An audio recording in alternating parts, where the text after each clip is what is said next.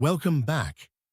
In this second learning outcome, we'll look at what governments are actually trying to achieve with the economy and the policy tools they use to get there. Every government juggles four main economic objectives.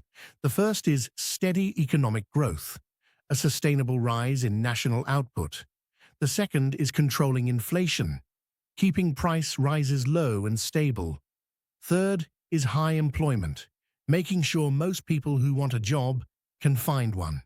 And fourth is trade stability, a reasonable balance between what the country sells abroad and what it buys in. Economists sometimes call these four the magic square because hitting all of them at once is famously hard. Here are those four goals with the sort of targets the UK typically aims at. Growth of around 2% a year is considered healthy and sustainable. The Bank of England is set a target of 2% CPI inflation, low enough to barely be noticed. On employment, the aim is simply for unemployment to be low and falling. And on trade, a current account that's broadly balanced over time. These figures are illustrative, but they give you a good feel for what success looks like. Let's take growth first. It means an increase in the real output of the economy over time, and we measure it as the annual percentage change in real GDP, adjusted for inflation and published by the ONS. It's driven by rising consumer and business spending, by investment, and crucially, by improvements in productivity, getting more output from the same effort. Growth brings higher incomes, more jobs, and more tax revenue, though it can also stoke inflation and carry an environmental cost, which is why more is never quite as simple as better. Inflation is a sustained rise in the general price level, and its real effect is to eat away at the purchasing power of your money. The same £10 note buys less than it did last year. We measure it with the Consumer Prices Index, the CPI, which tracks the price of a typical basket of goods and services and is published monthly by the ONS. The opposite, deflation, is a fall in prices, and while cheaper sounds appealing, it can be just as damaging, because if people expect prices to keep falling, they put off buying altogether. Inflation comes from two main directions. Demand pull inflation happens when total demand grows faster than the economy can supply. Too much money chasing too few goods. Cost push inflation comes from rising costs, energy, wages, or imports, being passed on as higher prices, which is exactly what hit the UK when global energy prices spiked after 2021. The effects bite in several ways. Savings and incomes lose real value. Uncertainty discourages investment. And if our prices rise faster than abroad, our exports become less competitive.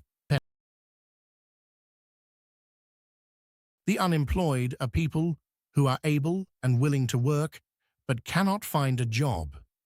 We measure it using the ONS Labour Force Survey and the claimant count, which together give us the unemployment rate.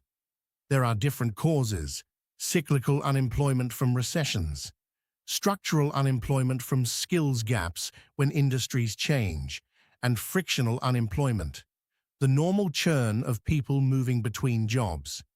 It matters because unemployment means lost output and income, higher welfare costs, and real social harm, which is why bringing it down is such a priority. Trade stability is about a sustainable balance between the money flowing in from exports and out for imports. We track it through the current account of the balance of payments, again published by the ONS. A small imbalance is fine, but a large, persistent deficit, where imports keep running well ahead of exports, can be hard to sustain over the long run. What drives it includes the exchange rate, how our prices compare with other countries, and the strength of demand at home and abroad. A strong pound, for example, makes imports cheaper and exports dearer. Here's the awkward truth. These four objectives often can't all be met at once, and improving one can worsen another. Push for faster growth, and you may cut unemployment, but you can also pull up inflation as demand surges. Stronger growth raises incomes, so people buy more imports, which worsens the trade balance. And raising interest rates to tame inflation can slow growth and push unemployment up. So governments are forced to prioritize and accept compromises.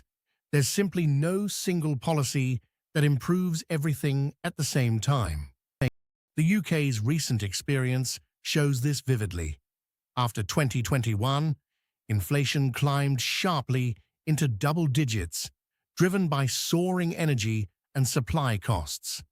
The Bank of England responded by raising bank rate again and again to drag inflation back toward its 2% target. But higher rates pushed up mortgage and borrowing costs, which squeezed household spending and slowed the economy, a clear trade-off, taming inflation at the cost of weaker growth. By 2024, inflation had eased back closer to target, showing how policy works with a lag over time. Fiscal policy is the government's use of taxation and public spending to steer the economy, and it's set out by HM Treasury in the annual budget. The government's budget position can be a deficit, spending more than it raises in tax, or a surplus, the other way round.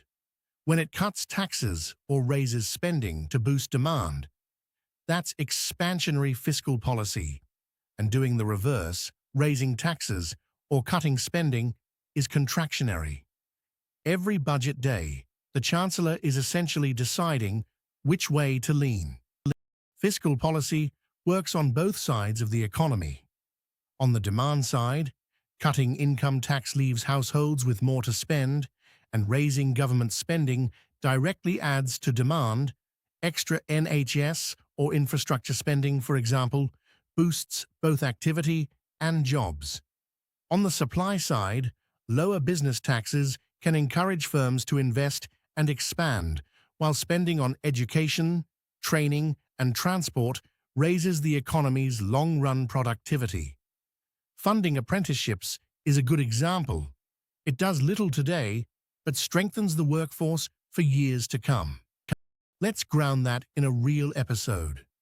During the 2008 to 2009 recession, the UK government used expansionary fiscal policy to prop up demand. It temporarily cut VAT from 17.5% to 15% to nudge people into spending. It also brought forward planned capital spending on public projects to protect jobs. The aim was to lift aggregate demand and limit how deep the recession went, though the cost was a much larger budget deficit that had to be reined in during the years that followed. Monetary policy is the control of interest rates and the money supply to influence demand and inflation, and in the UK, it's set by the Bank of England's Monetary Policy Committee, the MPC. The key lever is bank rate, the interest rate the bank sets, which then feeds through to the rates ordinary banks charge households and firms. There's also quantitative easing, where the bank creates new money to buy assets and boost the money supply, a tool kept for when interest rates are already about as low as they can go. Here's the mechanism. When the bank cuts interest rates, borrowing becomes cheaper and saving less rewarding, so households and firms borrow and spend more, and aggregate demand shifts to the right, as the diagram shows. That raises output and employment, but it can also push up the general price level. Raising rates does the opposite. It cools borrowing and spending to bring inflation under control. That's precisely the tightrope the bank walked when it lifted rates sharply to fight the recent surge in prices. Like fiscal policy, monetary policy touches both sides. On the demand side, lower interest rates lift borrowing, spending, and investment, and a weaker exchange rate makes our exports cheaper and imports dearer. Adding to demand, rate cuts in a downturn are a classic way to get households spending again. On the supply side, cheaper borrowing can tempt firms into investing in new capital, and stable, low inflation gives businesses the confidence to plan ahead. Predictable rates, in other words, help firms commit to long-term projects. Policy is powerful, but it's far from precise, and several things get in the way. Consumer confidence is one. If households are anxious, a tax cut might simply be saved rather than spent, weakening the whole effect. Conditions abroad are another. A slowdown overseas cuts demand for our exports no matter what we do at home.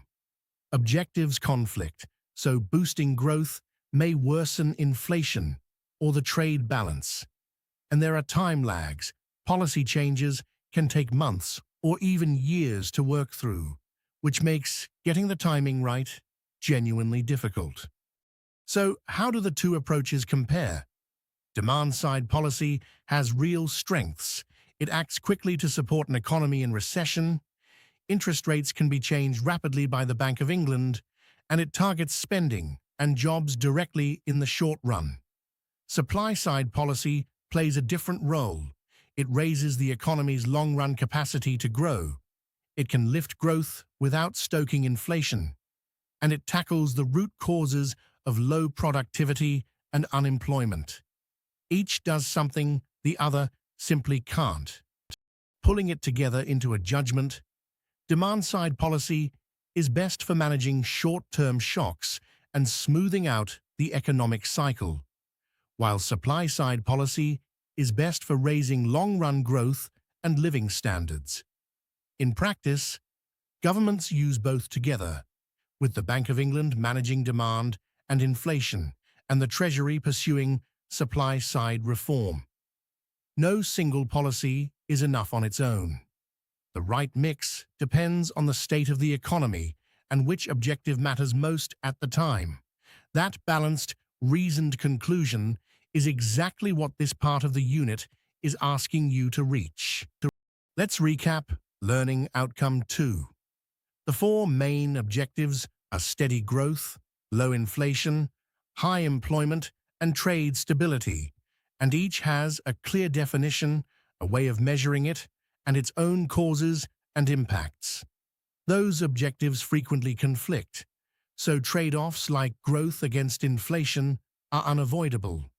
Fiscal policy, through tax and spending, and monetary policy, through interest rates and the money supply, both influence the objectives on the demand and the supply side. And policy is always constrained by confidence. Conditions abroad, conflicting aims, and time lags, which is why the two approaches are usually combined. That completes Learning Outcome 2. We've worked through the four macroeconomic objectives, why they so often pull against each other, and how fiscal and monetary policy can be used to steer them. To take it further, the reading list offers the standard economics texts alongside some excellent live sources: the ONS for the latest data, the Bank of England for interest rate decisions and inflation reports, and the OBR for the fiscal outlook behind each budget. The two suggested case studies, the bank's response to the recent inflation surge and the 2008 recession, tie these ideas straight back to real events. Do dip into them as you prepare your assignment.